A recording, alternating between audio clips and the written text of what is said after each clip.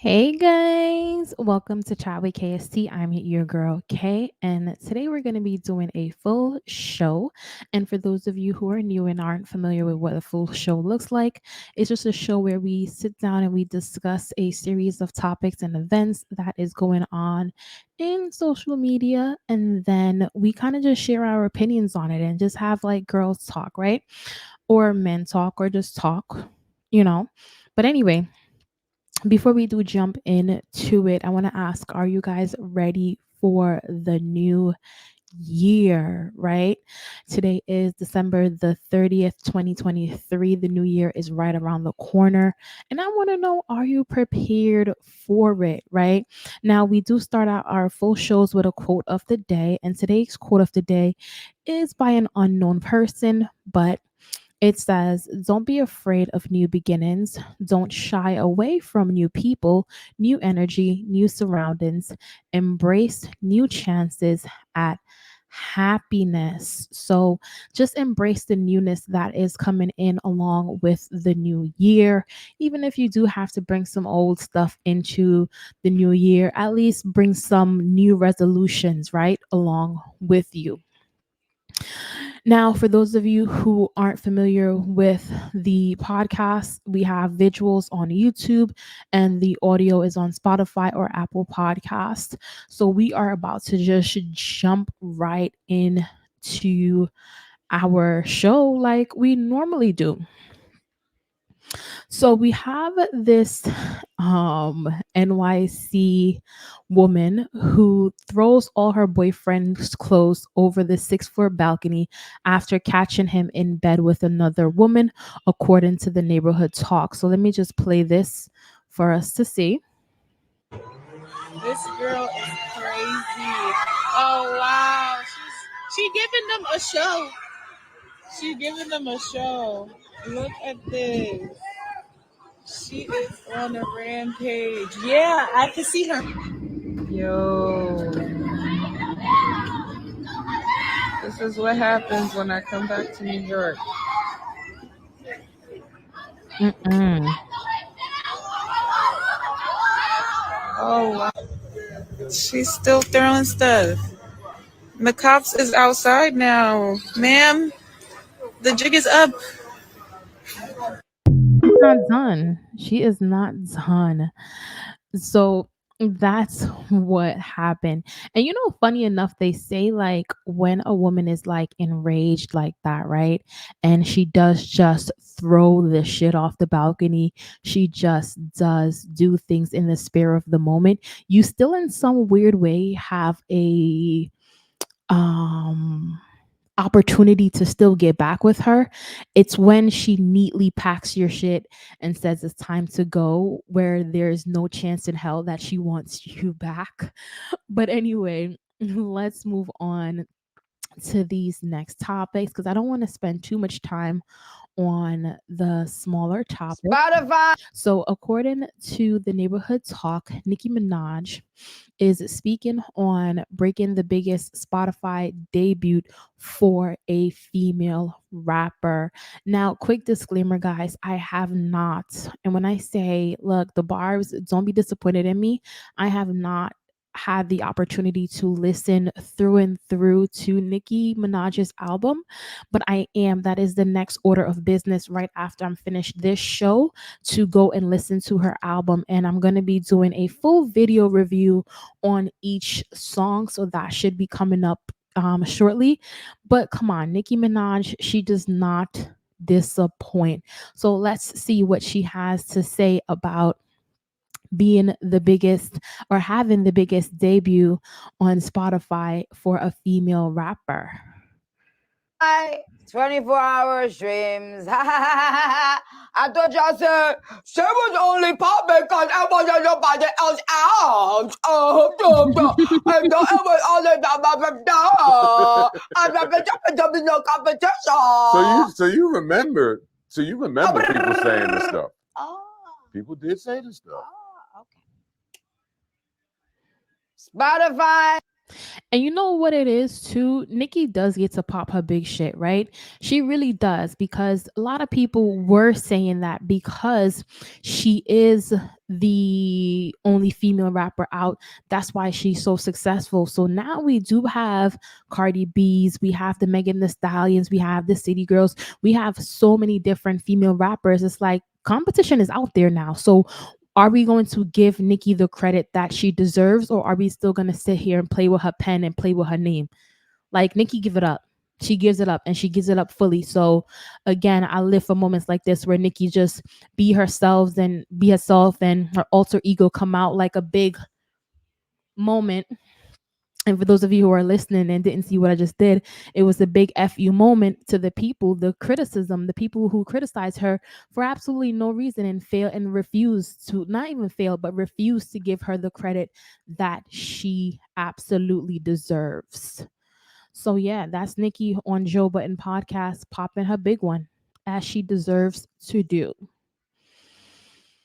The machine you worked for. All right. So where the hell were you when Tasha K released this trailer for the Kevin Hart assistant interview?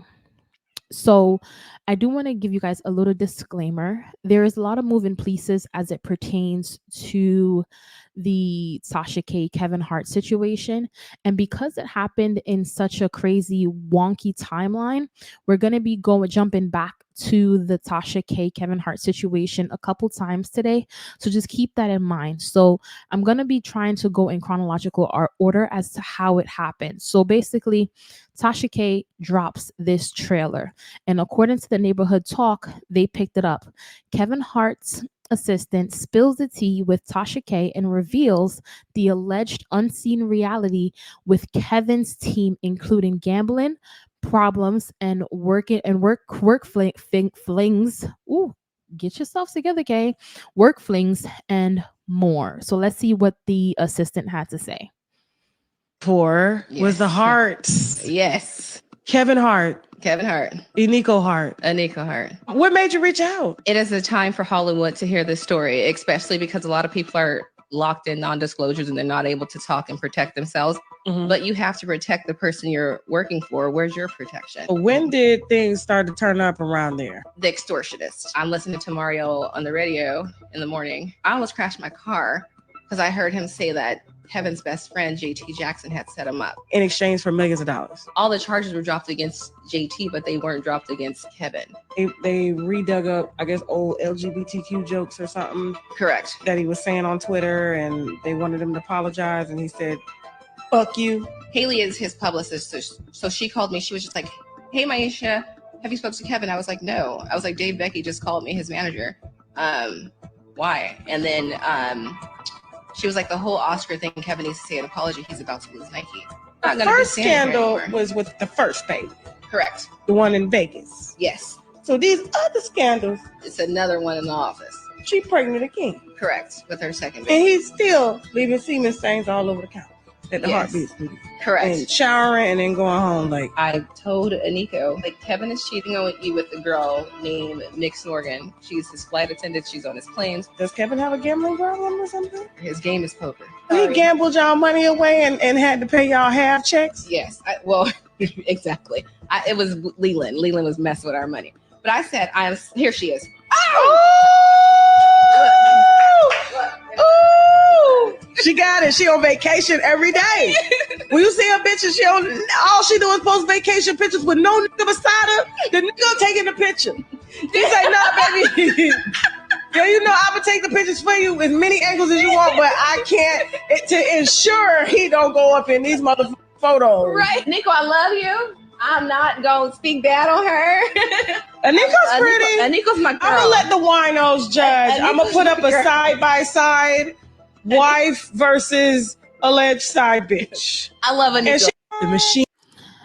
All right. So basically, that is the trailer for the Kevin Hart assistant's interview where she spills all this tea about Kevin Hart having gambling problems. Kevin Hart, hold on, go back, K, go back, K, go back, K. Allegedly, because when I say allegedly, I do mean allegedly. I just erase everything I just said because we are going to fill everything here in with alleged, allegedly, allegedly, allegedly. You know why? Because lawsuits are flying left, right, and center. And I don't want to catch no strays, no bullet holes, no nothing. So, with that being said, this is the trailer. Let's go back.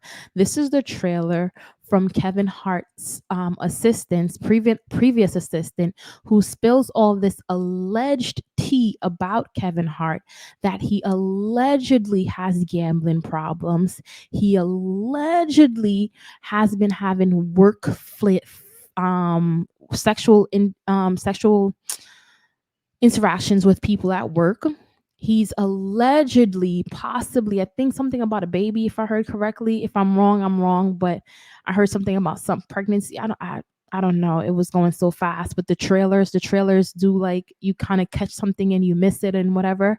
But so much other things. And then she also alleged a couple things about that situation with his best friend or someone. I remember a couple years ago, or how long ago, where there was like someone was trying to shake down Kevin to get some money, but she's alleging that that's not how it went. So again, we would have to watch the entire interview to kind of like understand exactly where she's coming from in regards to all of these different things that she's saying.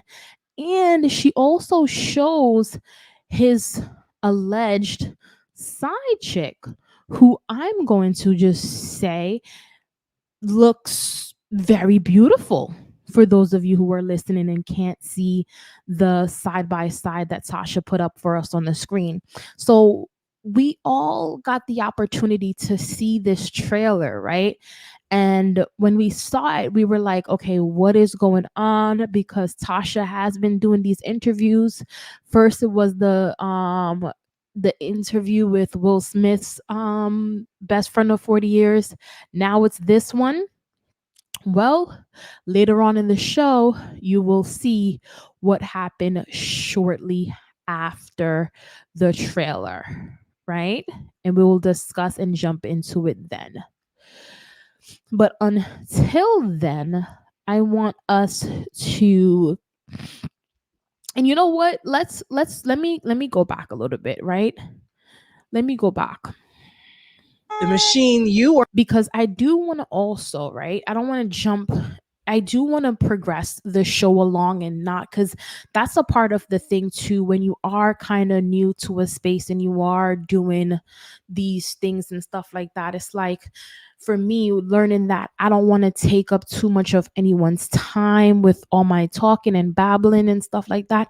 But the babble kind of do matter in this situation. So let me kind of jump into my analysis of this whole Kevin having a gambling problem, Kevin having an alleged gambling problem, Kevin having alleged flings, and Kevin allegedly sneaking his best friend's allegedly lying on his friend, saying that he was trying to extort him when he really wasn't, right? Kevin Hart does have a brand. And the brand that Kevin Hart has built hasn't been a picture perfect brand. The brand that Kevin Hart has built, he's kind of showed us that in some weird way he's very imperfect. And I think what Kevin Hart should do is allow the assistant, excuse me, I had to burp, allow the assistant to do what she does and spill all of this tea. And I think Kevin Hart needs to sit back before he makes a move and think about how he can turn what the assistant is saying from a negative situation to a positive one, right? So how can he, and that's been Kevin Hart's brand. So the fact that Kevin Hart may or may not have a gambling problem, it doesn't surprise me. The fact that he may or may not be cheating on his wife, it doesn't surprise me. The fact that Kevin Hart may be shady, have shady dealings with his friends or whatever, it does not surprise me, because again, laugh at my pain. These different things, these different stand-ups that became polarizing, and that he does have that made him the success that he is, was when he was being his authentic self, right? So there is no need for Kevin Hart to get up on here and be like, I am perfect, and you know what, everything the assistant is saying is lies, and Tasha K and whatever, and be in defense mode or attack mode, right? I think Kevin Hart's position that he should be playing at this moment is saying, how can I tell the truth about this stuff? And how can I be genuine in my emotions and also laugh at the bullshit?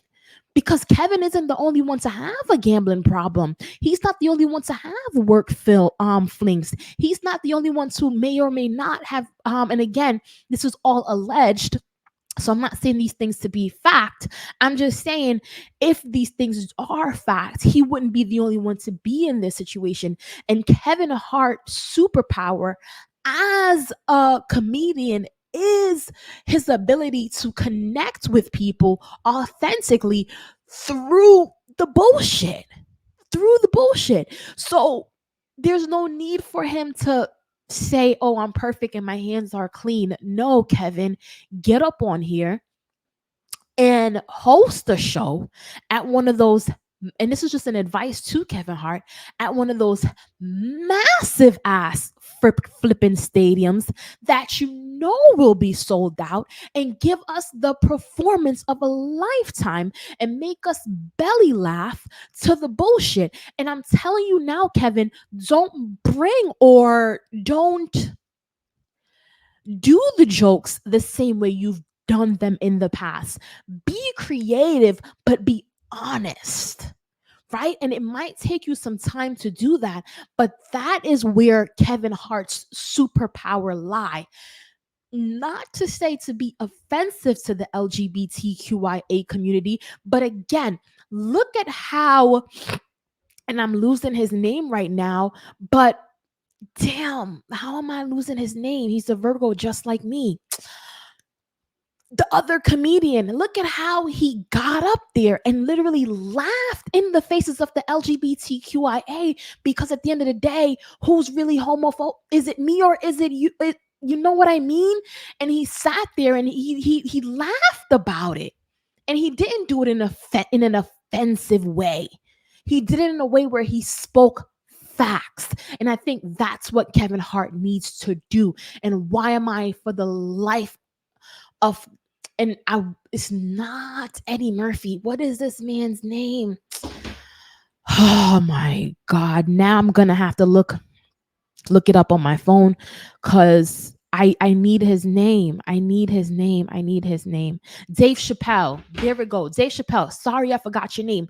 But look at how Dave Chappelle literally was being attacked by the LGBTQIA. And he said, I'm laughing at y'all because really and truly, I don't hate y'all, but y'all really hate me. And let me call out some of the truths about your community and how, who's really homophobic, because at the end of the day, I didn't say that. I said this, and then you were the one who did this and did that. And you know what I mean?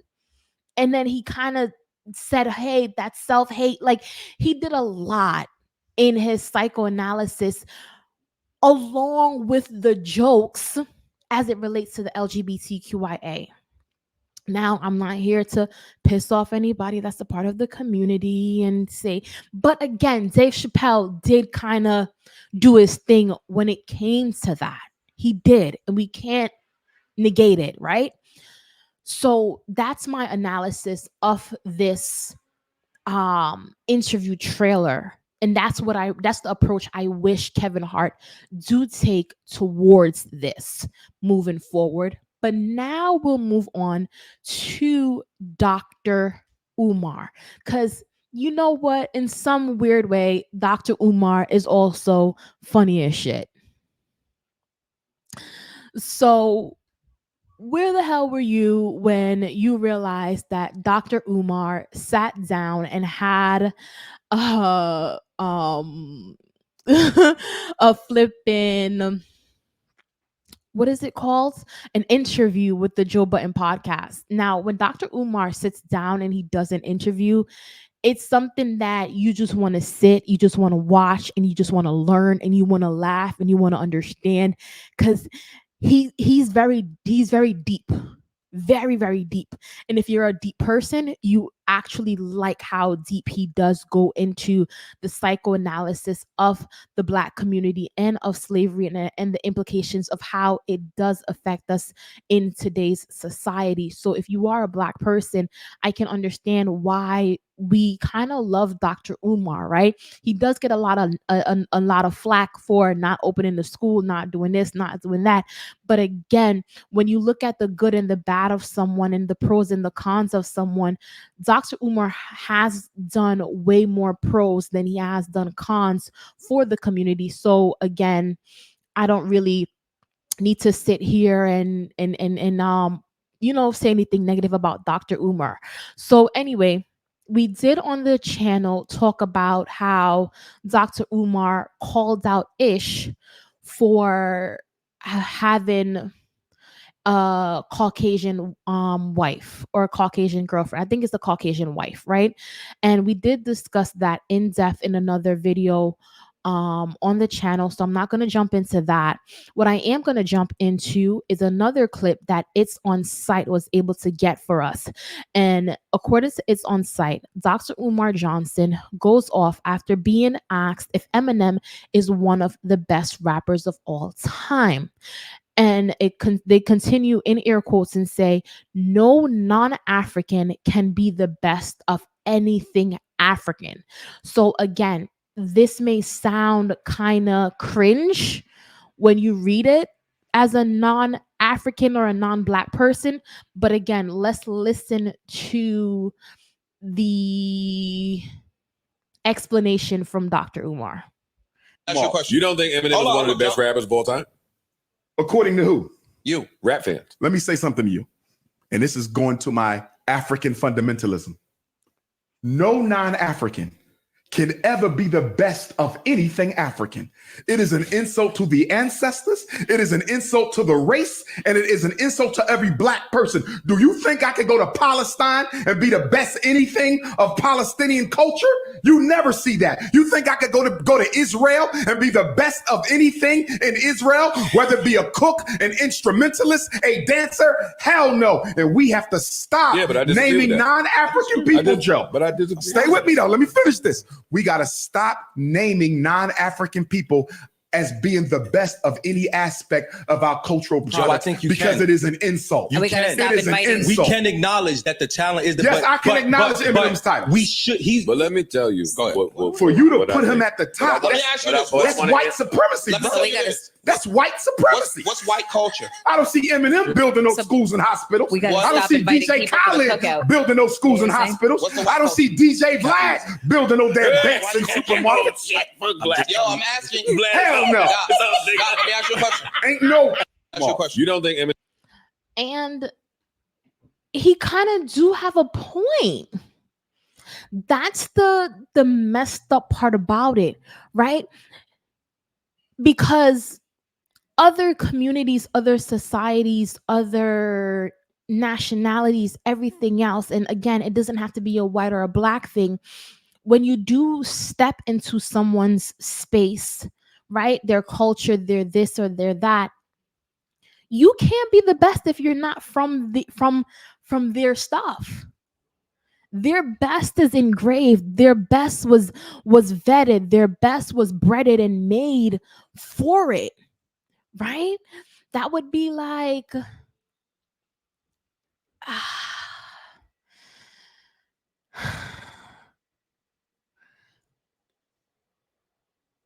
and something just came to mind that just threw me off. But as it relates to rap, I don't feel as though Eminem is the best rapper of all time. I absolutely don't. Um and if I do want to be honest, whether I'm a female or what, blah blah blah, people are gonna say you're only saying it because you're a female. I do feel like the best rapper of all time is Onika. Like I do. And maybe because I am a girl and I'm not like a part of the Jay-Z time and a part of the this and a part of the that. But I feel like where she where and a lot of people will disagree with my analysis of that, right? They will, and that too is fine. But the reason why I would put Nicki Minaj at the top of the food chain, not because she wasn't inspired by many others, it's because Nicki Minaj has had many decades of success. And Nicki Minaj is still to this day doing it. And when I say another decade from now, I do still feel she will be doing it and doing it on a big scale. The numbers, the records, everything just kind of does what it does for her. I just feel like she is. But again, I'm a female, so I know that men watching this will be like, no, it's Jay Z. What are you talking about? It's DMX. What are you talking about? It's this, it's that. And that too is fine. It is fine for us all to feel like it's someone else that is the greatest rapper of all time. But to say Eminem is, I feel like that's a disservice to the Black community, like Dr. Umar says. So I do kind of agree with Dr. Umar. And that's not to negate Eminem's talent, because now I'm losing the song. Hold on, hold on, hold on, hold on. And I'm having my Nicki moment. Hold on, hold on, hold on, hold on, hold on, hold on. Hold on, hold on, hold on, hold on. Because when I saw Emin fucking M on the freaking Super Bowl, and he sang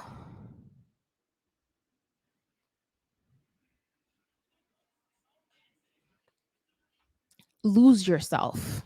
I had to make sure I'm getting the name of the song correctly, because honestly, I myself am Jamaican, so certain, like, I'll know the song, I'll know the lyrics, I'll know this, but sometimes I may know the face and the person, but sometimes certain things I just almost forgot Dave Chappelle's name. So just bear with me. When Eminem did pop out at the Super Bowl and he sung and he rapped Lose Yourself, I was in the TV. I was on, like, we had a big ass TV screen. It's Super Bowl, and I was there rapping, and I was there having fun. So that's not to negate Eminem's talent and the fact that, yo, like, dog, we fuck with you heavy. But again, it's not you that's the best or the greatest. And honestly, I'm not saying he's not the best or the greatest because he's white. It's simply because other Black people have done more in rap. 8 Mile, a great movie, good movie. Him and 50 Cent, great combination. I think 50 Cent is a better rapper or than Eminem. I do. Like, yes, Eminem do have the, and it is crazy I'm going into this spiel, but yes, Eminem do have the backing from a lot of people as it relates to Lose Yourself and I guess other songs that he's done that's been really really mainstream. He does have the Caucasian community backing him as a rapper, but when you do sit down and you do look at 50 Cent's catalog, like 50 is the better rapper to me. K 50 is the better rapper. Okay, so 50 and Nicki, those are two people that's top 5 for me. Top 2, top 3, like, and it's a couple other black people that does come before Eminem talent wise. So when we do want to have these conversations about Eminem being the greatest rapper of all time, I get it. Maybe for the older folks, that's how you feel. But the newer generation or my generation or just me, K as a whole, feel like it does go to someone else based on talent.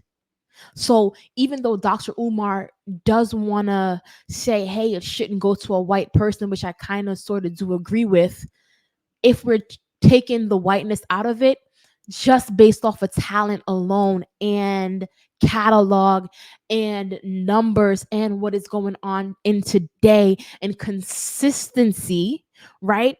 When we talk about rappers, we're not talking about breeding new rappers. We're talking about being a rapper consistently, right? Because you could hire 20, 30 different rappers and make them great rappers and have them be great rappers. But that doesn't make you a great rapper. It makes you a great developer of talent, right? So it's a lot of different moving pieces as it relates to this. And you know what? I am getting very, very passionate because look, I haven't done a full show in a while. Life got chaotic. We got let's offer the I've offered the celebrities for a little bit. Life got chaotic, and then we had Christmas. It's about to be New Year's, and I've been doing these short videos, and I'm trying to like mixed up the channel with short videos because you know a lot of people don't have that long attention span to listen to the long drawn out content. So when I do get the opportunity to kind of shine and like kind of share my opinion and kind of think and do this with you guys, I do, and I do enjoy to do that. And I know that for those of you who are listening on the podcast or even watching on YouTube, you may not agree with me, and that too is fine, which is why I always say, look, to share your thoughts and comments in the comment section down below on YouTube, because at the end of the day, even if I don't respond to you, I do get to tune in and I do get to like, you get to like clock me a little bit, like clock this T bitch, because at the end of the day, I don't agree with you. I don't agree with what you said, because you know what, Nicki or 50 is not the greatest rapper of all time, and it's such and such. It's Lil Wayne. It's this. It's that. Blah blah blah. And the reason why I don't put Lil Wayne as the greatest rapper of all time, just in case somebody does say, hey, is because I feel like Lil Wayne and Drake. Matter of fact, Nicki, Drake, 50. Like I don't put Lil Wayne above these people because Lil Wayne, I feel like, is a great developer of talent, right? I don't feel like he's the best at rapping. Does that make sense? He has birthed a lot of great rappers, but and there's a lot that goes into it. But anyway, y'all clock the T. Y'all know what I'm talking about. So let's move on and get back on to the stories, because at the end of the day, I'm not trying to waste y'all time. But I really, really, really do enjoy talking to y'all through this mic. I really, really, really do. Now let's move on to the next story. Now, let me tell you something. For those of you who don't know, Taraji P. Henson, we were just talking about 50 Cent, but Taraji P. Henson is my sister. And when I mean she is my sister, I do mean she is my older twin, right? What does older twin mean? Meaning she was born before me on the same exact day as my birthday. So she's born 9/11. She's a Virgo. I was born 9/11, right? So, and I didn't want to give you my birthday, but you know what? It's okay. Because every time I see Taraji, that's my twin sister, like 9/11. But I kind of want to see what's going on, because again, some of these stories I don't really look into them before adding them to the catalog of things that I'm going to speak to you guys about, because I do want to kind of I don't know, like I do want to just experience the first reactions along with you guys, right? Um and anyway, so the neighborhood talk did pull this interview clip, and I think you know what? I think I did in some way listen to something. I think I did listen to this clip. Something about job and her having to fire the people that she worked with. But let's just jump into it, and what I watched before, it doesn't really matter. Anyway, so according to the neighborhood talk, y'all here for it? 50 Cent says he's ready to work with Taraji P. Henson after she admitted to firing her team after for not capitalizing off of her success. So first and foremost, why is Taraji not on screen this very second? And something I did think about the other day, right? Even with Power, right? There was this thing with Power versus Empire. I meant to say Empire, but there was this little game going on where it was like Empire versus Power, Empire versus Power, and Power did kind of like come out on top, but I think that had a lot to do with the whole Jesse Smollett situation, and also the simple fact that Empire was more commercialized, and I think people were looking for more of a bang bang pow pow kind of thing to kind of watch on TV, which is why I think Power and 50 was able to kind of get that trophy when it was the Empire versus Power thing, right? So seeing these two big ass moguls, seeing these two big ass giants as it relates to the acting industry, because this is now stepping 50, like I just had you in the rap, like 50 in his 50, like he goes at the top of a lot of the shit that I value in a celebrity, because he can do it both. Like 50, he messes with his fans, he fucks with you heavy as a fan, but then like he was at a sign-in event the other day, and then he's had his rap career, and then he's in his acting bag, and then he's in his directing bag, and then he's also in his book bag where he write books, and then he's also in his audible bag where he also reads the book that he wrote. Like 50, just you're up there. I just want to let you know 50 is up there as it relates to a person of success and a celebrity that I really do value. So 50, shout out to you. So off of the rapping bag, this is now 50 in his acting slash director bag, wanting to work with Taraji, right? And I am going to play the clip just so that we can kind of understand fully and wholeheartedly before I do put my foot in my mouth as it relates to these two, what's really going on with the situation. But what I do want to say before I do play the clip is it's amazing that these two are able to get the Empire Power situation to the side and say, hey, it really would be nice to work with you. And you know what? Why hasn't Taraji P. Henson been on the screen?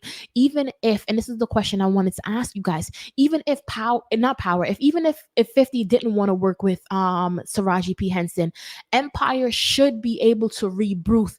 And honestly, I don't think I could say this word. I don't think I could say this word for YouTube, but can we off Jesse Smollett in Empire and bring Empire back? Redo Empire? And if we can't do that, can we get Taraji on screen and get her on screen, not on some low budget stuff, but on like a real thing? Let her get what she is worth. Can we do that? Because her talent is impeccable before she turns old and but let's listen to the interview clip and let's read together what 50 Cent said. Business decision that you made. So whether that be representation, firing everybody after Cookie. Everybody had to fucking go. Where is my deal? Where is my commercial? Cookie was top of the fashion game. Where is my endorsement? What did you have set up for after this? That's why y'all haven't seen me in so long. They had nothing set up. All they wanted was another cookie show. And I said, I'll do it, but it has to be right. The people deserve. She's too beloved for y'all to fuck it up. And so when they didn't get it right, I was like, well, that's it. And then they had nothing else. You're all fucking fired.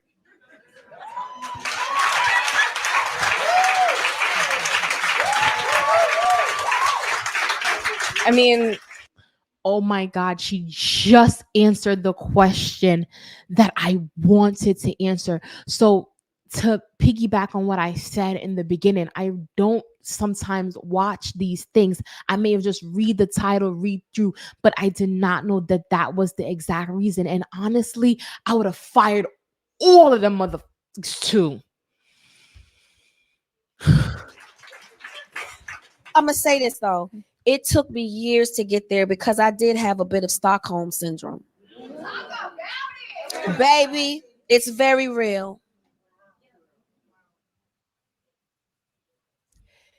You are the prize. Don't you ever forget that.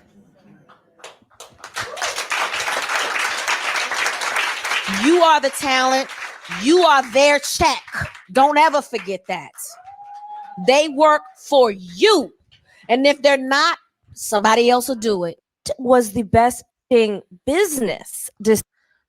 And honestly, I love that she said that, because I feel like now I'm able to see why she hasn't been what she can be. So, as promised, let's read what 50 Cent says. 50 Cent says, they dropped the ball. Fuck them at Taraji P. Henson. I'm ready to work. Let's get it. Green Light Gang. It says G Unit Film and TV at Branson Konak. The thing with 50 though is, and 50, like I said, I give you credit and I give people credit where credit is due, right? I do 50. But I do have to also not call you out, but I do have to say Hollywood on a whole doesn't recognize Black talent for what it is, because she does. If we listen to Taraji P. Henson and you do kind of get into who she is, she does talk about being underpaid for the films that she did. Forrest Gump, she talks about it. She talks about being the talent and being underpaid. And then 50, you did do such a powerful show with power, and for your top talent to walk away the way that he did because he wasn't getting paid. It would be nice to see the cookie and 50 collage, but the money has to be there because Taraji deserves it. She deserves it. I remember, what's that show? I Hustle and Flow. Oh my God, like Taraji, she has it. She has it. She has it. She has it. It's something that's just in her. And she just needs someone to just give her what she is worth and do the job the way it's supposed to be done. And I am happy with the fact that she recognizes that, you know what? Her legacy is more important than going out sad. And I do want to bring up something real quick, right? The other day, and I'm not to compare Black women or whatever in the industry, but we are on the topic of actresses. If you do have Netflix, and I do want you guys to kind of tune in, if you do have Netflix on your TV or one of your devices, I want you to watch this new movie that's been floating around with Gabrielle Union that she did. Like, I feel like after watching that movie, I was so disappointed in Gabrielle Union, and I am going to make a video about it on my TikTok, but I was so disappointed in Gabrielle Union because Gabrielle Union, why did you even do this movie?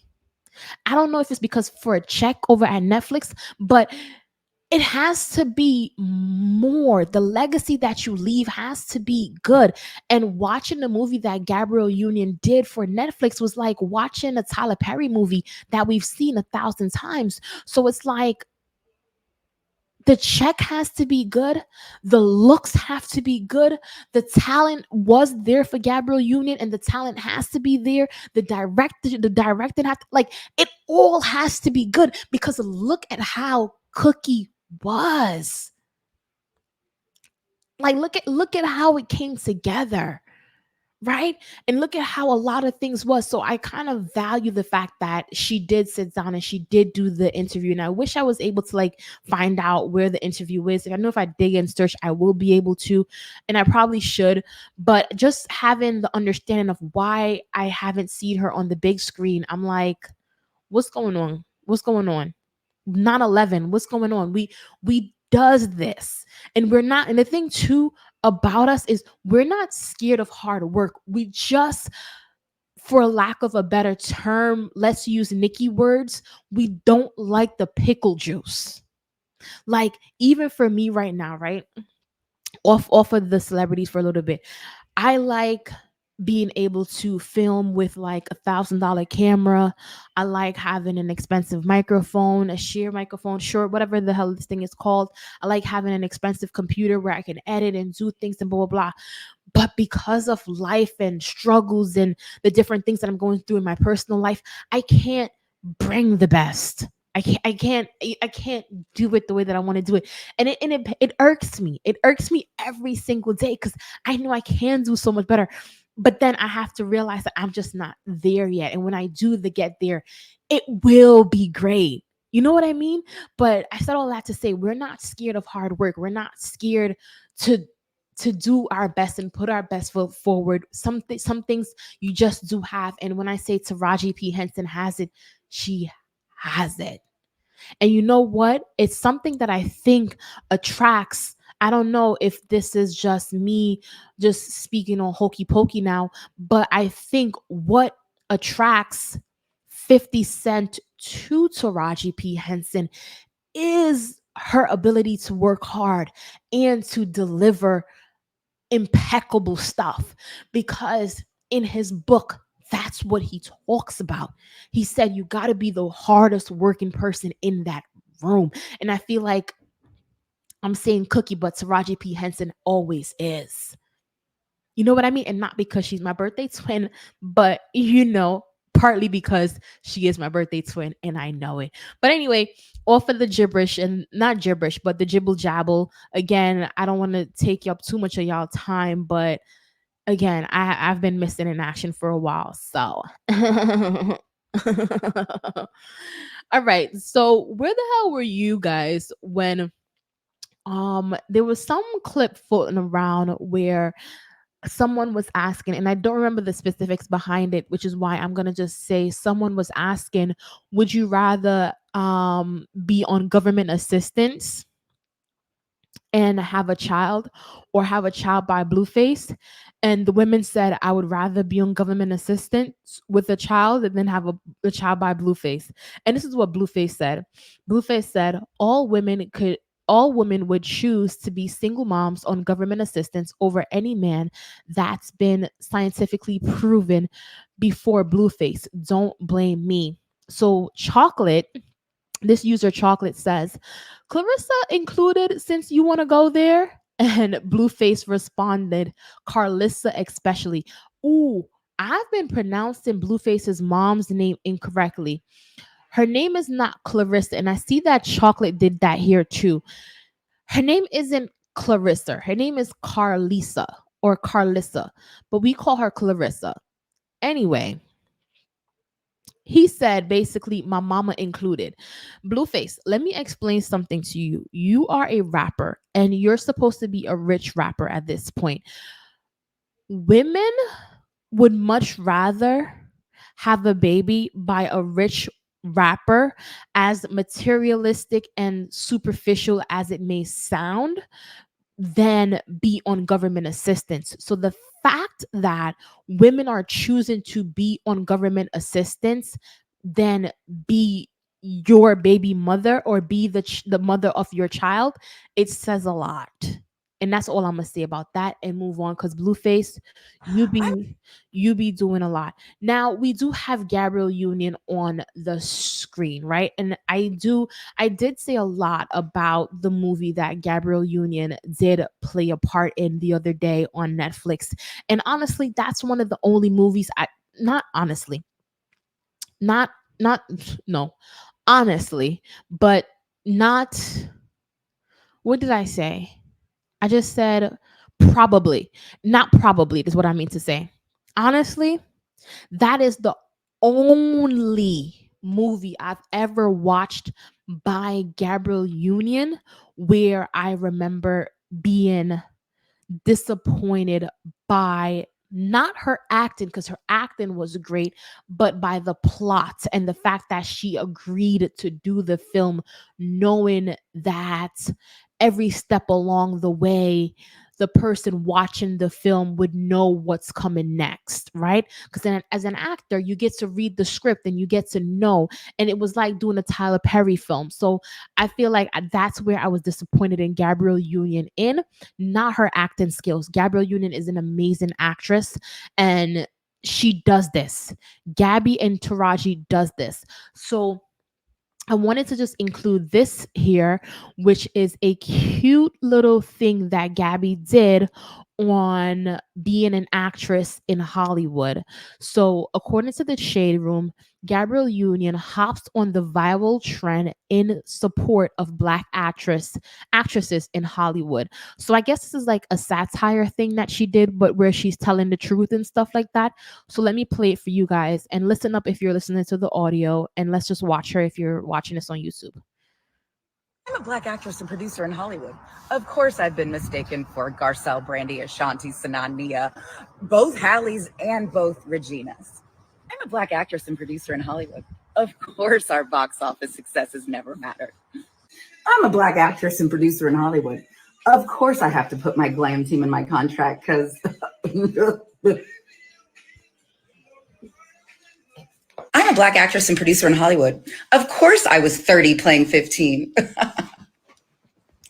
I'm a Black actress and producer in Hollywood. Of course, I'm going to have to work until it's the end because we can't retire. We don't make enough. I'm a Black actress and producer in Hollywood, and of course, I have mastered the art of communicating without communicating when we are around. Usually it goes something like,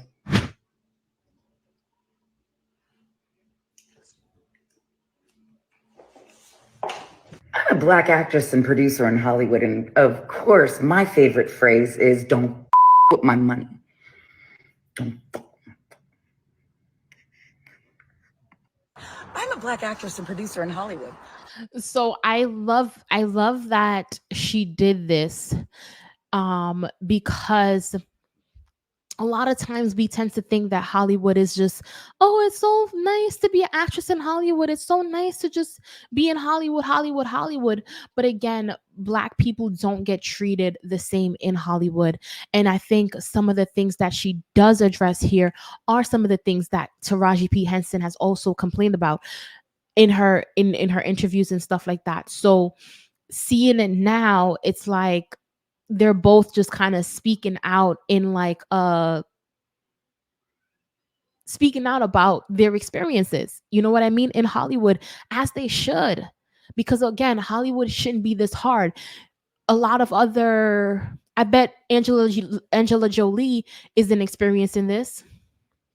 And if Angela Jolie did have the part of a Cookie, the way that we're talking about, she played in Mrs. Smith, like if it was Angela Jolie who played Cookie, we wouldn't be having the conversation that Taraji P. Henson is trying to have with us. If it was Angela Jolie, I don't think we would be necessarily having the conversation or the experiences that Gabrielle Union is having. Don't get me wrong, Angela Jolie will have her own issues in Hollywood as well.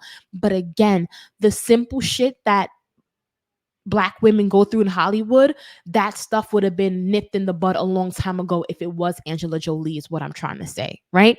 So I do feel like I do like the fact that we were able to kind of address the issues of Hollywood and actresses and stuff like that, and kind of touch on everything that Hollywood does kind of do to the Black community as it relates to Hollywood, right after Dr. Umar did talk about Eminem and all of that.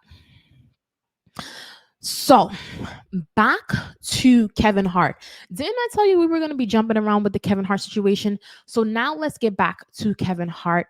Where were you after you realized that after the trailer was dropped and everything like that, the Neighborhood Talk posted this?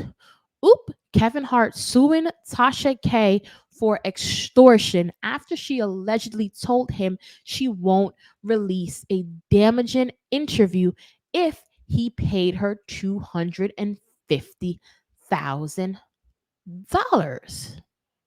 Let me read that again for you guys, for the females in the back, right? Whoops. Kevin Hart is suing Tasha K for extortion after she allegedly told him she won't release damaging interview if he paid her $250K. Now, one thing I do want to mention here is the fact that he talks about extortion. My thing is, I'm just surprised that he's not suing for defamation like Cardi B, because we do kind of have to talk about that in a little bit of a way, right? If these things that the actress that the assistant alleged about you, Kevin Hart, gambling, cheating, being a bad friend, were true or not, why isn't there a defamation lawsuit, right? Why isn't that a part of it? Or is it going to be a defamation lawsuit against the actress? And why do I keep calling her actress? Because we were just talking about actress, of course, okay? Why is there going to be a defamation lawsuit against the assistant instead? An extortion for Tasha K? Is that how we're doing it? He's like, let's kill two birds with one stone. All right, no problem. But Tasha, how do you get mixed up into this? How do you get mixed up into the whole 250K situation?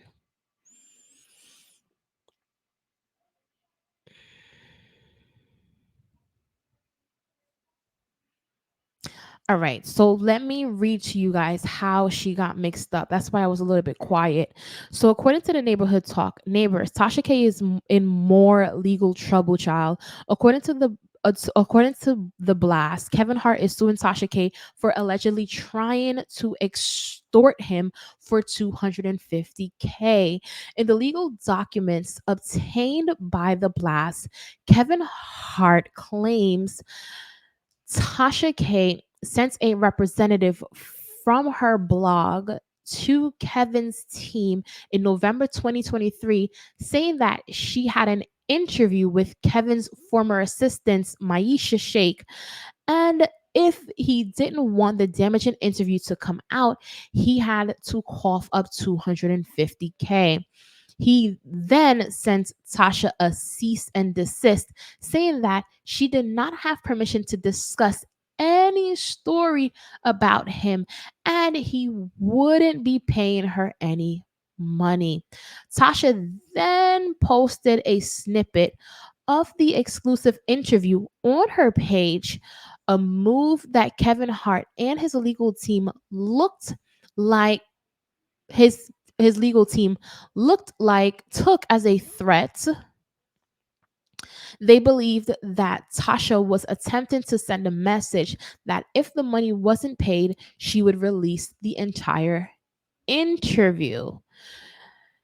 They continue by saying, you have, in air quotes, you have already engaged in criminal conduct and thwarted acts that would entitle Mr. Hart to monetary damages against you should he elect to commence civil litigation regarding this matter. The lawsuit states, to the extent that you do not cease and desist now, you're liable for such monetary, and then that cuts off, right? Oh wait. Oh, let me read it. I didn't realize they could scroll. Okay. Let me read. Where did I leave off? So you would be liable for such monetary damages. Damages will increase, as will your exposure to criminal penalties. Kevin also stated in the lawsuit that anything Shake said would implicate her because she had to sign a non-disclosure agreement during her employment. Child thoughts, neighbors. So basically, that's what they are saying. So basically, they're saying Tasha had somebody call up and tell Kevin, look, I got this interview, and I don't know if you want to allegedly. Hold on, Tasha. Hold on, wait. Allegedly, according to the neighborhood talk, I'm just allegedly.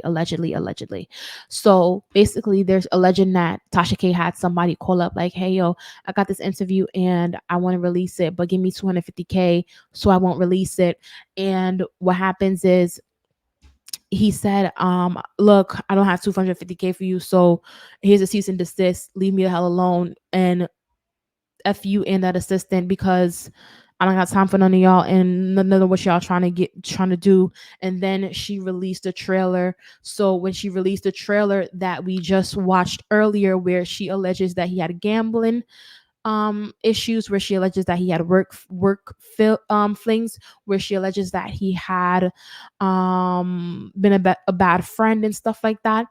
They said up lawsuit. Now this is to kind of explain to you guys why I think Kevin Hart should have taken the approach that he took, right? Because now Kevin Hart, it makes you look allegedly guilty for the things that were said about you, right? And whether it's true or not, that's none of my business. You're a grown ass man. Do what you do. I think you need to kind of look at what your brand is. You may have forgotten because you haven't really done a really big stand up the way that you have. And honestly, Kevin, you did kind of go out a little bit sad when you were doing the real house men, husbands of hot, like when you were doing all of that other stuff, like with, like, that was below your pay grade. Like, you're Kevin Hart. You sell out big events. So I feel like what you need to do is understand who you are, Kevin, and take this situation and capitalize on it. Whatever you're suing Tasha K for is absolutely nothing. It's nonsense. And I think that's where people need to understand. These celebrities need to kind of understand. Bloggers like me, like Tasha K, like all the different bloggers on YouTube, all the different entertainment, we don't have as much power as you think we do. You give us power when you give us these different reactions, because then now all the fans are going to say, mm-hmm, I know it's true. I know it's true. What did Kevin Hart say? Black women always say. He always say black women never believe anything. But even that, how did I remember that, Kevin? Because it was one of your jokes. You know what I mean? And I'm not speaking to Kevin, of course. I'm speaking to people who watch Kevin Hart stand up and everything like that, right?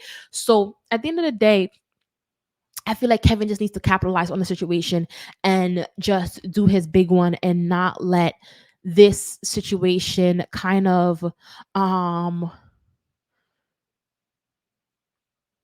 let the situation kind of take over. And then too, there is going to always be consequences for someone's actions, right? But I think the consequences shouldn't be, not that,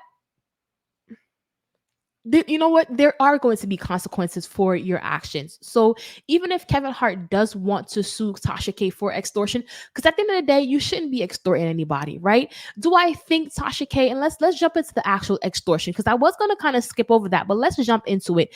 I am kind of happy. I do feel like Kevin does need to do what I mentioned earlier, but I am kind of happy that there is a lawsuit, because you shouldn't be extorting anybody for money. Not because they do have money, that means you should pounce on that. You shouldn't do that. And I feel like that should be a lesson that is taught. So if Tasha K does need to be the sacrificial lamb that is taught the lesson that don't extort celebrities because you may or may not, you may or may not think you have something on them, then Tasha K, you would just have to be that. Do I genuinely now think that Tasha K extorted Kevin Hart? No. I'm hoping, and when I say hoping, I do mean hoping to God, this woman that I look up to, right? Because she is also an inspiration as to why I wanted to sit here and do this. One of the inspirations as to why I want to do this. I would hope to God that she isn't trying to do that, right? And a part of the reason why I do like Tasha K, and I do get it that when you are in the industry, your morals and things of that sort may change because at the end of the day, you are being sued by Cardi B, all of these different things. You are probably in a tight situation and you do need money, blah, blah, blah, allegedly, allegedly, allegedly, allegedly, allegedly, allegedly, allegedly, allegedly, allegedly. But again, I would hope that the woman that I look up to, and a part of the reason why I do look up to Tasha K, isn't for the salaciousness. It's not for the salaciousness. It's for the fact that she's able to sit there and literally look y'all in y'all face as celebrities. Sorry, Kevin Hart, but and know that you're gonna tune in and say F you, and in a way not care. And then the not caring part was the part that I always valued about Tasha K. And when I say not caring monetarily, right? Where she don't pay people for interviews, right? Where she wasn't one of those not podcasts, it's one of those platforms where she said, you can't pay me to not run a story. And this is something that if you do watch Tasha K, you're going to remember her saying it. You can't pay me to not run a story. I'm going to run my story. If I hear something and I've vetted and I have my receipts, I'm going to run my story and you can't tell me nothing. And then she spins around in her chair and she looks in the camera with her short hair, whether it's red or blue that day, and she looks you into your eyes and she sips her wine glass and she say, winos, and she does that. So it would be very disappointing if this is true. So I kind of do want to get the specifics about the situation out there and ironed out. Because again, Tasha, like, yeah, it is kind of like sad what happened with Cardi B and all of that as it relates to Tasha K. But at the end of the day, dude, like, you still have people rooting for you, right? Because you still do have people who kind of like what you stand on. We do. We like what you stand on. And some people, they do like the salaciousness of it. And honestly, if you vet and you have receipts and this and that and you can prove it, then that's what you do and that's what you're known for and that's what you wanted to be known for. So it does sucks that certain things did happen with Cardi B and all these other people. But if it comes out that you are being really, really shisty and not the stand-up person that we think you are to be, I feel like that's gonna be another knack to who you are, Tasha K. So again, I was gonna jump over the extortion portion of it because I just didn't believe it. I just didn't believe that, Tasha K, because again, Tasha K always sat there. You can't pay me to not run the story. If I hear the story, I'm gonna get paid way more through my YouTube and my sponsors. And like Tasha K, she kind of had, I don't want to say had, she have said this stuff. So the extortion part of it, I just didn't want to believe. But again, Tasha K does respond to this, and we're going to talk about her response in a little bit. Now let's move on. And again, I am speaking so passionately today because again, we ain't talking a minute. All right. So let's jump into this real quick. And I'm gonna just breeze over this story because it is Takeoff. And I feel like as it relates to Takeoff and his passing, it is very sensitive, right? And I don't feel like it's something that should be trivialized, but it is something that I do want to touch upon, pay my respects, and move along. So according to the Neighborhood Talk, Takeoff's father joins in on wrongful death lawsuit against venue where the rapper was killed, wants $1 million for significant personal impact. Now, honestly, as it relates to Takeoff's death, do I feel like there was some shady shit that happened that night? Absolutely. But and my daughter, we have this thing, right? And this is not like this is just to kind of like make light of the situation, not to like laugh at anything with regards into Takeoff. But I don't know if anyone out there have children, but you know the song "We Don't Talk About Bruno." No.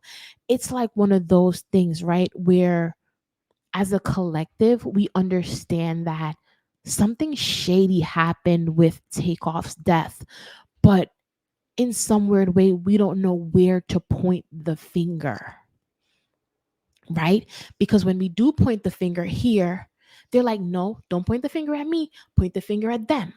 And then when you do point the finger at them, they're like, no, don't point the finger at them, point the finger here. Point the finger here, there, here, point the finger here. And everybody's like, don't point the finger at me. But again, how did this man end up dead? And he is, I'm not going to say was, he is the best rapper and lyricist in the Migos. So, how does the best rapper and lyricist of the Migos end up dead? And I can understand how that man's father wants some answers. So, again, it can't people like, oh, it's money, but it's not. It's a lot more. It's a lot more. And his family deserves a lot more. They deserve real answers. The public deserves real answers as it relates to this man. We do. We honestly do. Takeoff was not a bad guy.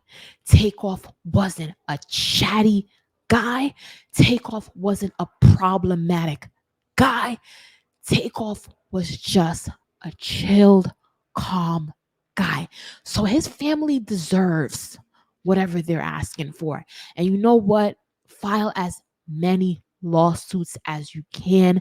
And honestly, point the finger at everyone until people start answering the questions that we all want to talk about. Because you know what? Someday we do have to talk about Bruno, and we can't all sit down and act like what happened to Takeoff wasn't or isn't that serious. Or no, it is. It is. And we're going to continue to fight, and we're going to continue to acknowledge this. So again, I'm not going to spend too much time on the whole Takeoff situation, but I just wanted to make it very, very clear that whatever his family, dad, mom, whoever, whatever they need to do, I am in support of it. Whether it's money or whether it's answers, whatever it is, whether they have answers, public, whatever they need, they should get it. And join in and whatever you guys need to or want to join in on for this man's death is all I'm going to say on that. All right. Ask you a question. You don't think Eminem Hold is on. Okay, so this is just another blog that talked about the same Eminem thing. So I'm going to just skip over that. I didn't realize that we had two of them up here. Now, real quick, according to TMZ, Tiana Taylor did secretly file for divorce from Iman Shumpert. I can never say his name correctly. I'm sorry, Iman. Iman, I think his name is. I'm sorry about that. Honestly, this was like 5 weeks ago that this was up here, but again, I haven't gotten the time and the ability to sit down and speak with you guys and chit chat with you guys. So I really do want to say that honestly, it's very disheartening to kind of watch them go through this, because I don't want to watch them go through this. I feel like their marriage is something that should and could be saved. But again, I'm not into their marriage and into their shoes. So good luck, and just all I wanted to really say was the best of luck to them, and the best of luck to both of them. And I just hope that it just doesn't get messy like what we normally see, because honestly these two, they don't deserve it. And I remember when Iman did his Dancing with the Stars performance, and it was wonderful, and Tiana Taylor is a beautiful woman, and they have like they're lit. They're lit. Lit, lit, lit, lit, lit. So I just want to kind of keep them in my memory, and their legacy being a positive thing, and not have it be a shitty divorce is kind of what I wanted to say. So shout out to them. Good luck with their divorce. Okay, so where the hell were you when the Shade Room posted what's going on with Chloe Bailey and Tyga? So according to the Shade Room, where y'all going? Tyga and Chloe Bailey spotted leaving the club together. All right, so let's see the pictures. That's them. And that's them leaving the club together. So my thing is, do you think these two are an item? Like, are y'all like dating? What's going on? What's up? Let us know. Put us in. Is it like a little one night thingy, or y'all friends? What's going on? Because the thing is, I did see Chloe a couple months ago out with Quavo, but I think that was more so work related than it was personal. But is this business? Are you coming out with a new song? What is it? What is it? What is it? What is it? I want to know, because I want to be in your business, Chloe. You out here with Tyga, like, and Chloe, let us know, is your sister pregnant or not? I know it's the big secret, but like, let us know. Put us in the business. We want to know. Matter of fact, let me speak for myself. I want NFL, right? to know. I want to know. All right. So, real quick, guys, let's move on to Simone Biles, right? So, Simone Biles is not somebody who we necessarily talk about a lot, but she did trend the other day, and this story did come up with her husband and her. So, I kind of want to touch on it. So, according to the Neighborhood Talk, Simone Biles says her and her husband agreed not to bring up who is a better athlete, because they can never agree. In air quotes, she said, he has done my workout in the gym and could barely do it. All right, so let me play what this clip is. Who do you think is the better athlete in the house? I think we're good at our own sports. We've tried to pin each other against on like difficulty, ability, and all of that stuff. So at the end of the day, gymnastics is harder if he agrees or not. Wow. Yeah, that's a nice politician answer, but here's the truth. I'm not trying to stir anything up in that household. I know your name. You know what I'm saying? That's all I'm gonna say. I know your name. You know what I'm saying? So Let's go back. Let's go back to what you just said, which is that gymnastics is much harder. Sounds like this has been a household fight for some time. You want to get into it now? Maybe we clear it up. We fought over it a couple times, and then we vowed once we got married we wouldn't talk about it again.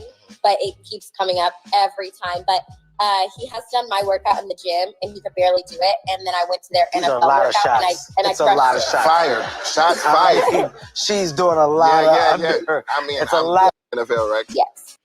Like, even just seeing Kevin Hart sit here, right? Because he is doing an interview. Like, Kevin, I need you to go and work on that stand up.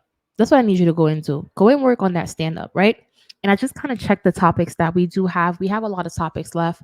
So I'm going to try to run through the stories as quick as I can. So I am going to ease up a little bit on all the commentary that I am doing, and just kind of keep you guys up to date on what is going on. So Simone Biles, she did post the other day, like, y'all want me to be insecure so bad. So I do feel like, honestly, doing what Simone Biles does is a lot more difficult on the body than doing what her husband does, because it takes a lot more, I wouldn't say skill, but kinda. Like, look at what Simone Biles do in terms of gymnastics. Like, he can't do that. And it takes a lot of training and stuff like that.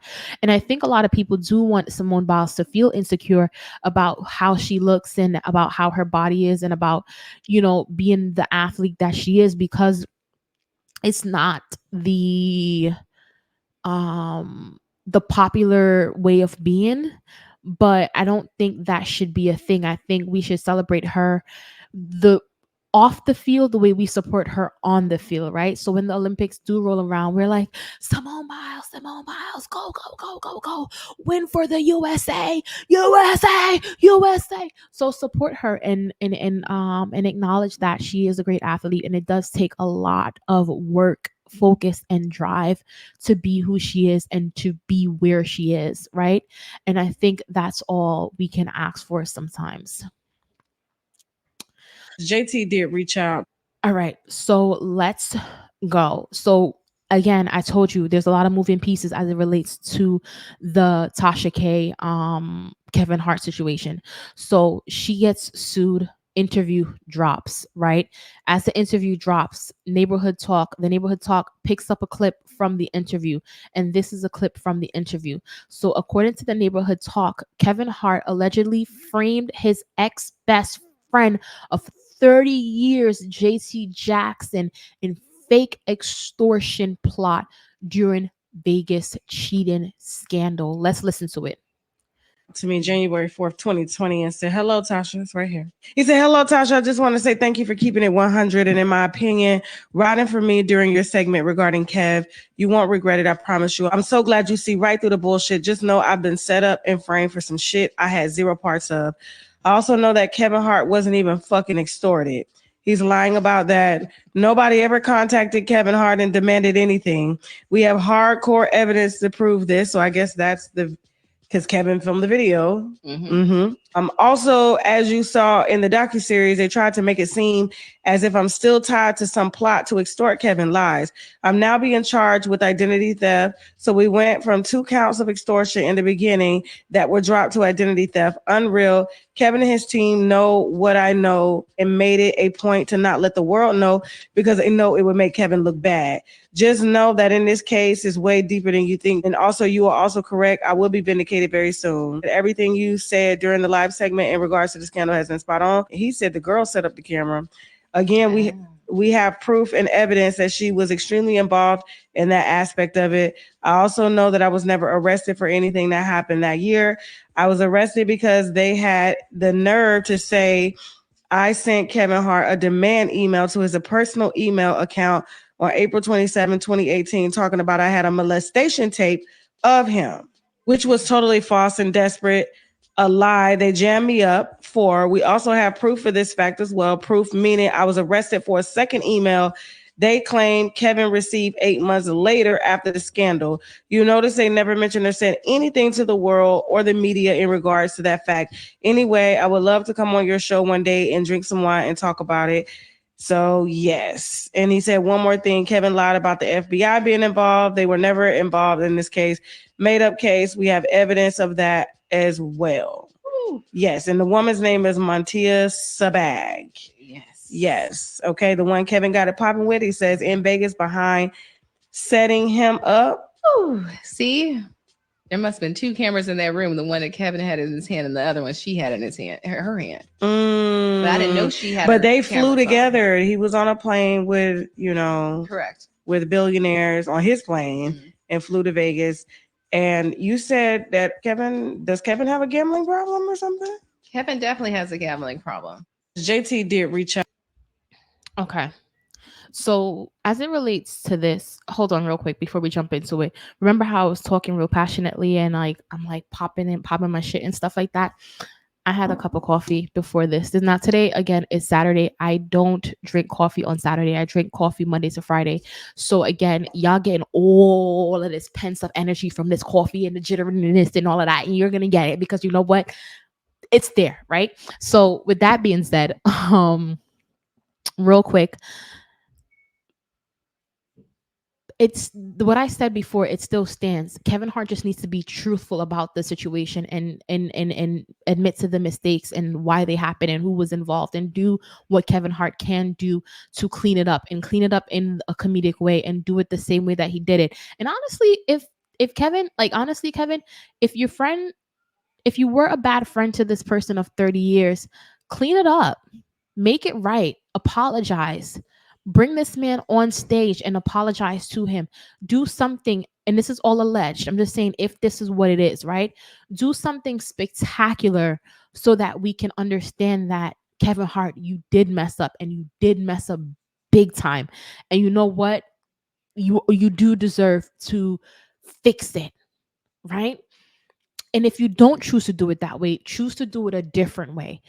But I do want to just say it looks bad, Kevin. It does, especially not about the gamble, not about the alleged gambling, not about the alleged cheating, but about the setting up the plot to do this, right?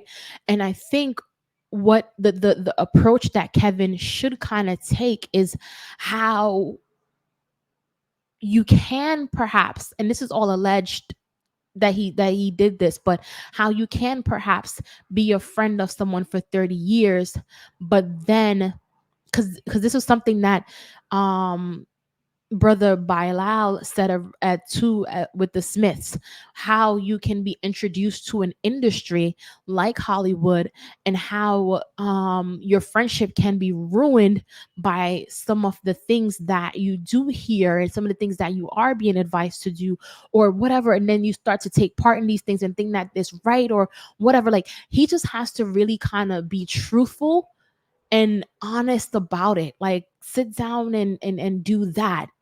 Ease up off of the interviews, ease up off of the hosting, and clear up this mess right here, because this mess is what's going to be what people are going to see. And it seems like JT Jackson, one of your friend, your real friends of 30 years, isn't going to let up, because he wants his name clear too. So clear his name, right? The same way how everyone does this. And I did say that Kevin Hart, I did say that about Kevin Hart, that everyone does deserve consequences. So if Tasha K extorted you, and the girl was under, your assistant was under a tight clang a tight NDA, then you too, if you are allegedly a part of this, need to be held accountable as well. So everybody needs to be held accountable, or no one needs to be held accountable. It's no way that you want to, in some way, shape, or form, hold Tasha K and your assistant accountable, but then hide all of your dirty deeds. That's it. That's not right. That's not balanced, right? It's not. And I think sometimes that's where it does piss off the people at the bottom of the food chain with celebrities, because at the end of the day, it's like, okay, you want to expose me and my stuff and do all of this, but then what about yours? Why don't we talk about your stuff? And I think that's why people do kind of do the things that they do. But my daughter just texted me something, and it says I love Jesus. Oh my god, that just made me smile. But that's what I had to say about this whole Tasha K Kevin Hart situation. And I think we do have one more piece to the puzzle as it relates to Tasha K and Kevin Hart, but we'll jump to that when we get there. So moving along, we did see this by Yo Gotti. Yo Gotti made a post on Instagram, and it said kicking it with the family, and it said the streets. In between the streets, like the in third grade, and I think this is the message, like in the third grade, um or something like that, where you learned about the greater than and less than line.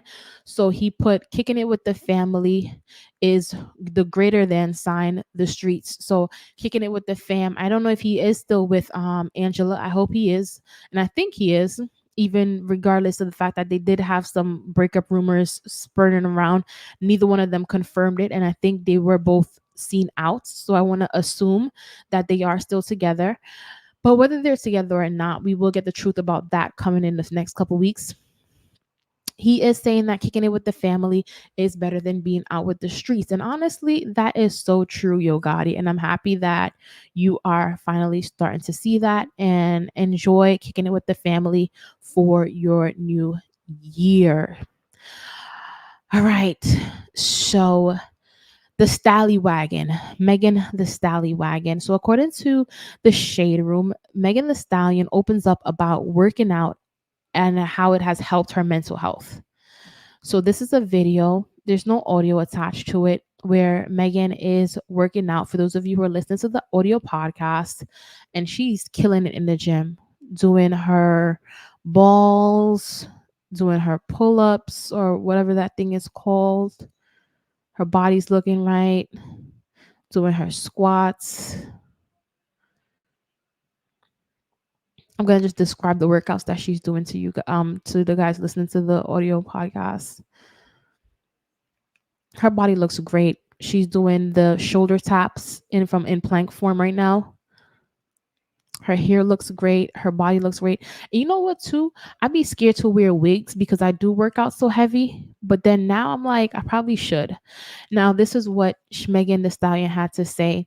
There are always going to be tough days, but I remind myself that exercise is an investment into my long term physical and mental health.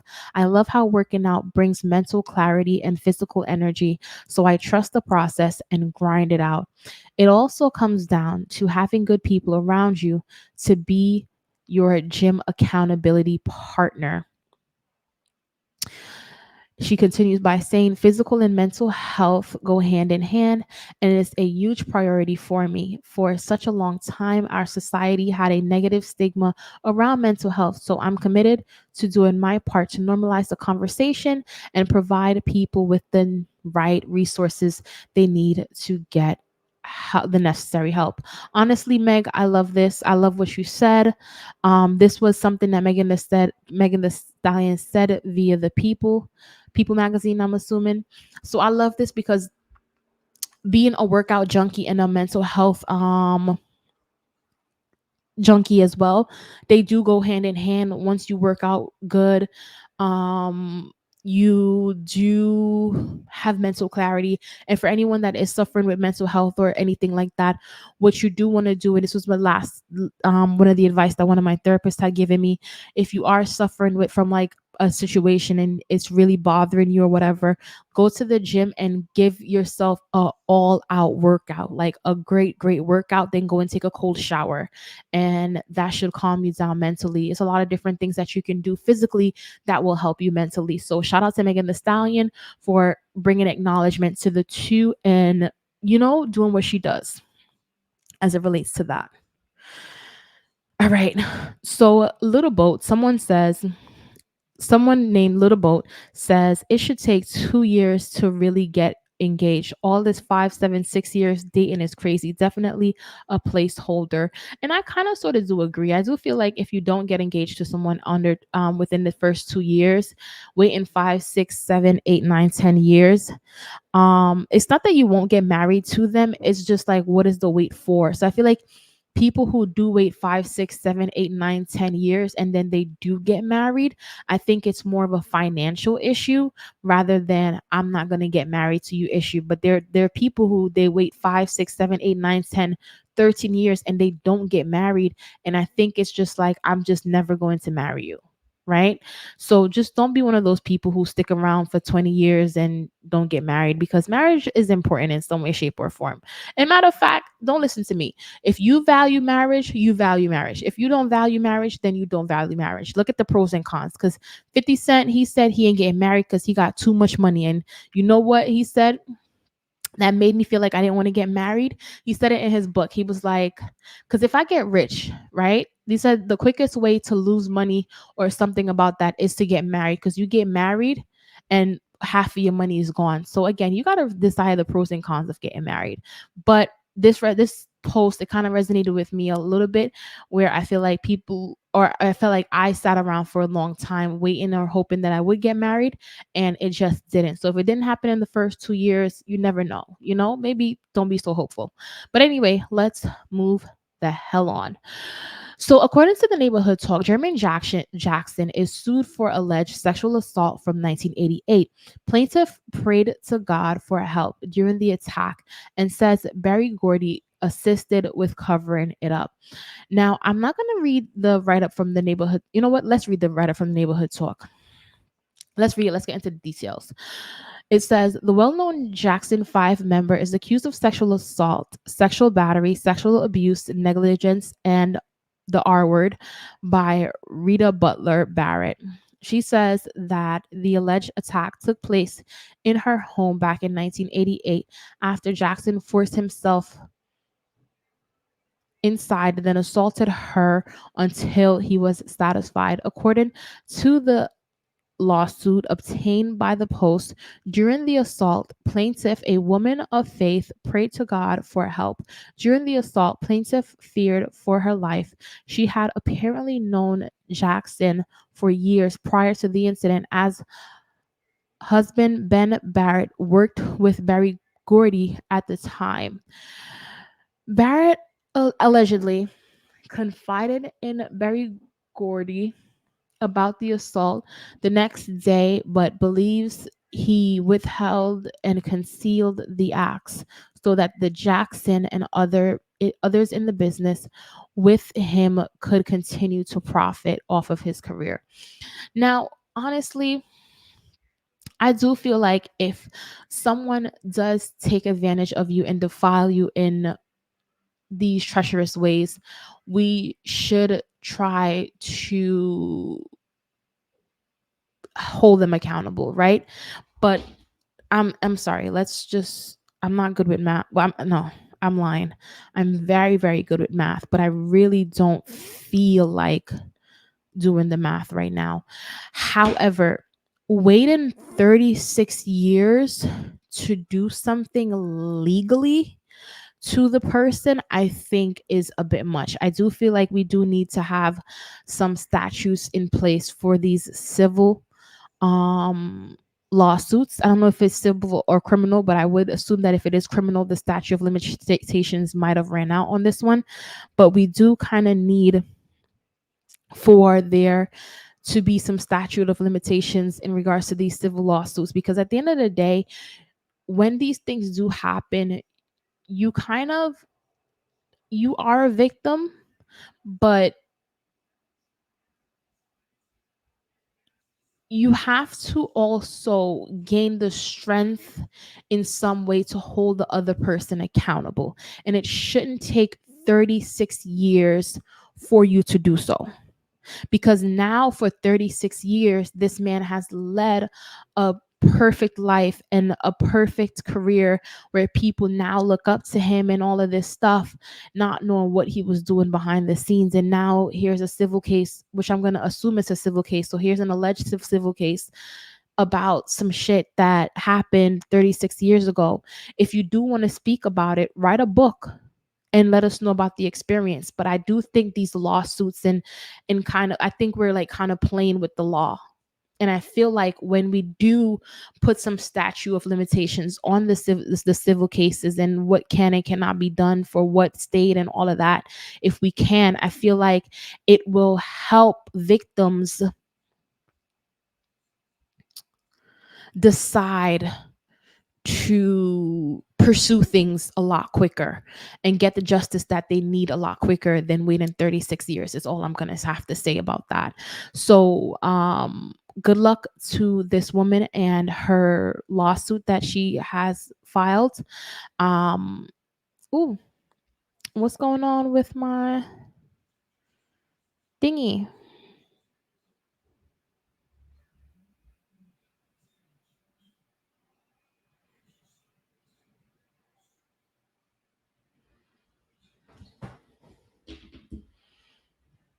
Oh my god.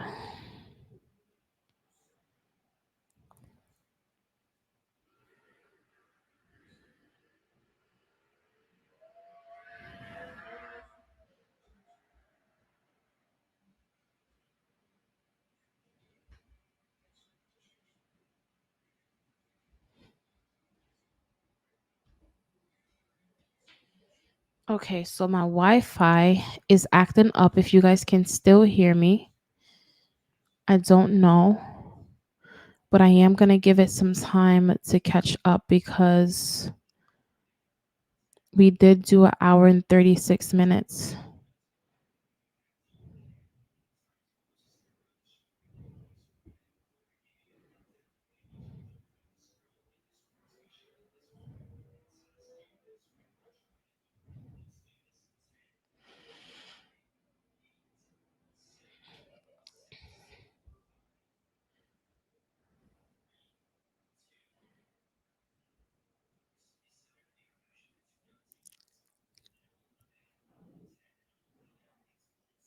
I don't know what's going on. Like, if you guys can still see me and hear me, my whole thing froze up.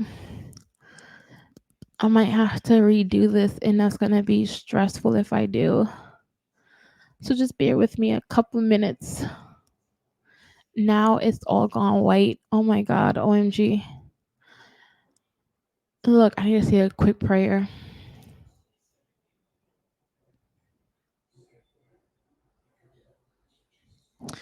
Okay. Wait. I think you guys are back. Hold on, let me see. Okay. So it did go out, and I think you guys were able to see me kind of stress a little bit about what's going on. So I don't know what part you guys heard, but what I was going to say was just good luck to this woman on her lawsuit, right? I think that's a sign that we need to hurry this up and get it all along. Or maybe my commentary against Mr. Jermaine Jackson wasn't the best. I don't know. But let's move on. So I wanted to just say congratulations to SZA. According to the Shade Room, SZA's Snooze officially becomes the only song to spend every week on the Billboard Hot 100 chart this year. So shout out to SZA and congratulations on her song Snooze. She looks so beautiful. And we do have Waka Flocka in the comments saying illest song this year. So that is beautiful for her. You know what? I'm not even going to talk about Donald Trump right now because he has so much going on in terms of his campaign that he's trying to pick up off the ground. So let me just move on from Donald Trump.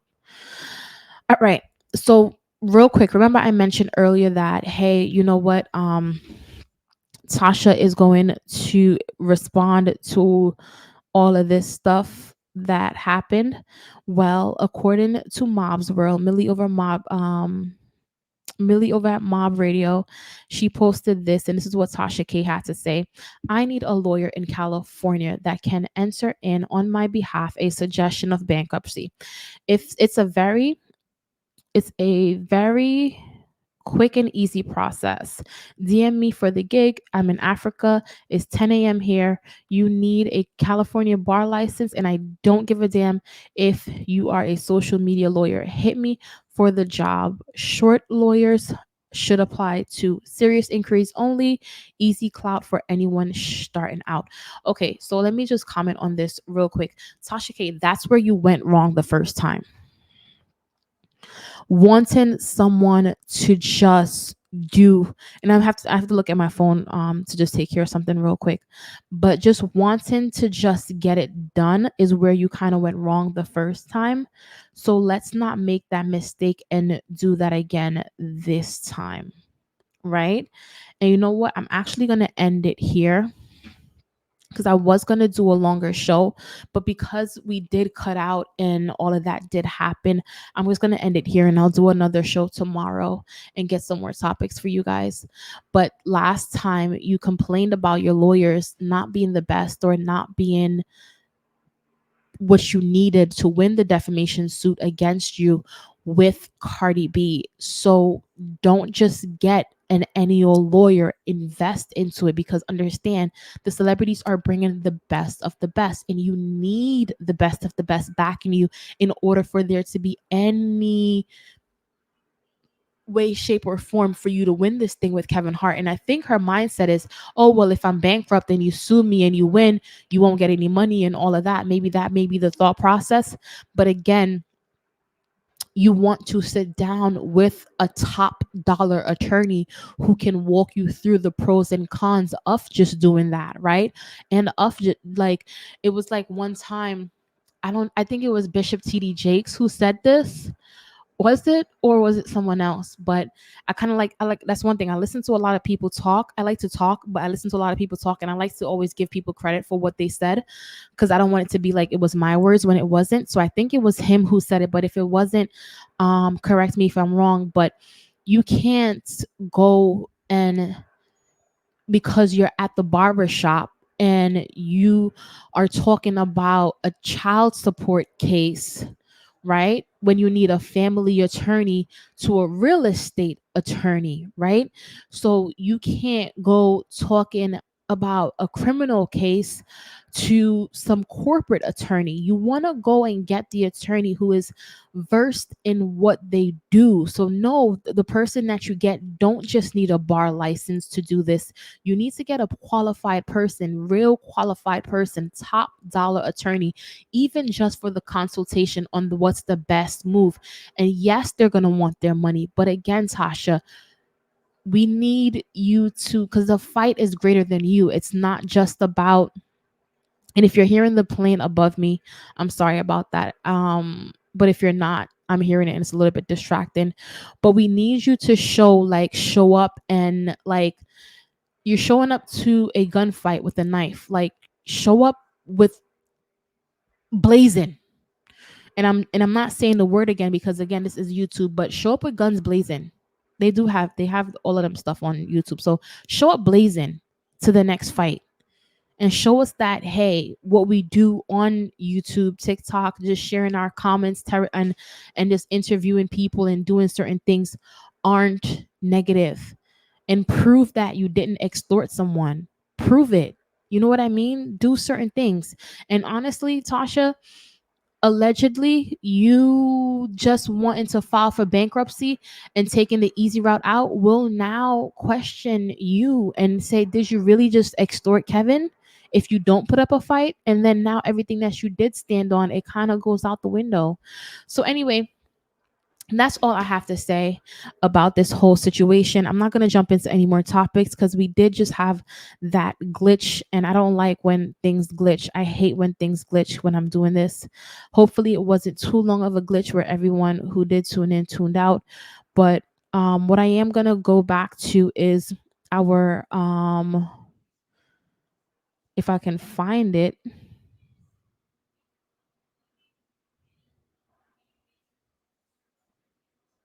I was going to go back to our quote of the day, but I can't find it.